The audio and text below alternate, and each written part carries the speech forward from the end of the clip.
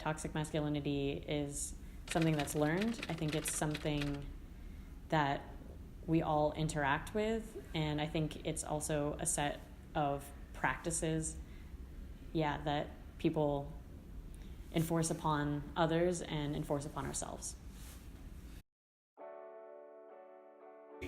Macho, very stereotypically masculine, where you don't show your emotions, you are the head of the house, you make the money, you're the breadwinner. You're kind of seen as a lower type of man if you're not macho. Men exert their own power and dominance over situations because they feel that naturally, because of their genetic disposition, they have a superior opinion or they have more wisdom. It was always just like how well you could convey your power, I feel. I do always feel the need that I need to have a partner. It's just to always show just like kind of like my so-called masculine features. I identify bisexual, gay. I haven't found myself on that spectrum yet, but in the past my identity was something that my parents suppressed, and I think it was like had to do with like cultural considerations and even like being raised in like a military environment. I mean, the major that I chose, the career choice that I'm choosing, nursing is a very female-driven, very like female-dominated field. But for me, I feel like it's a perfect fit for me. There's more acceptance for me to show my emotions more than if I was the opposite sex. I kind of have that privilege, I guess, to like show my emotions and not have and like receive that comfort rather than to receive the shame.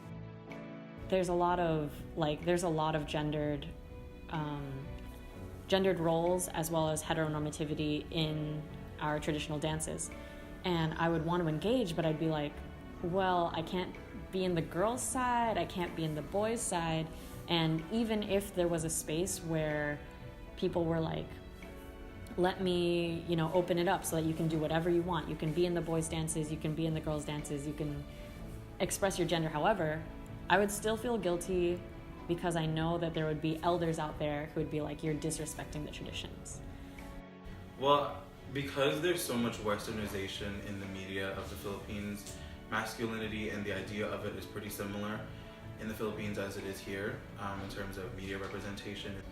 I think that it's kind of sad that in the media when a man is acting effeminate, it's kind of for humor, and that's the kind of like you could argue that gay men do get representation in shows and movies and things like that, but really it's as a side character. That's kind of what they would use a gay man for.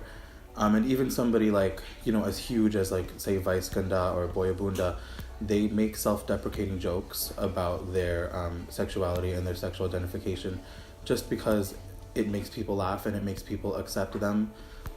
They accept that they're not normal in Filipino culture.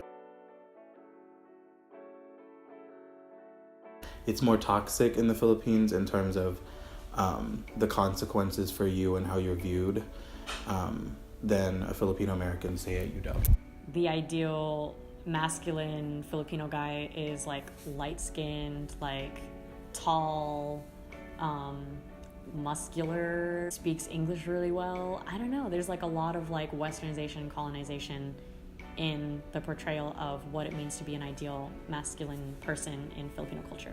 Filipino American men really do have to, I think, acclimate to like the standards here in America, right? Like they have to compete with other men who genetically they might have different body compositions, so they might feel inferior in those spaces. The job of like a Filipino man is to be able to provide for a family, while I think for a Filipino American man it's more like your success.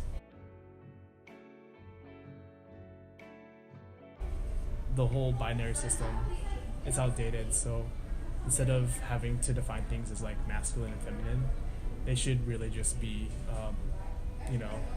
attributes to define a person, not by a certain gender or sex.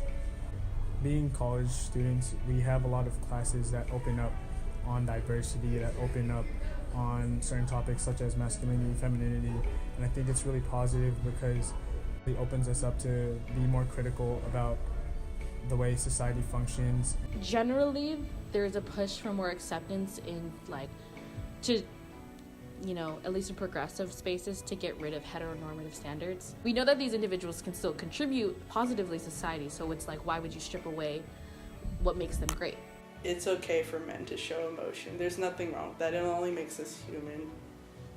So much more needs to be done to address the fact that not everybody needs to be masculine to be a real man.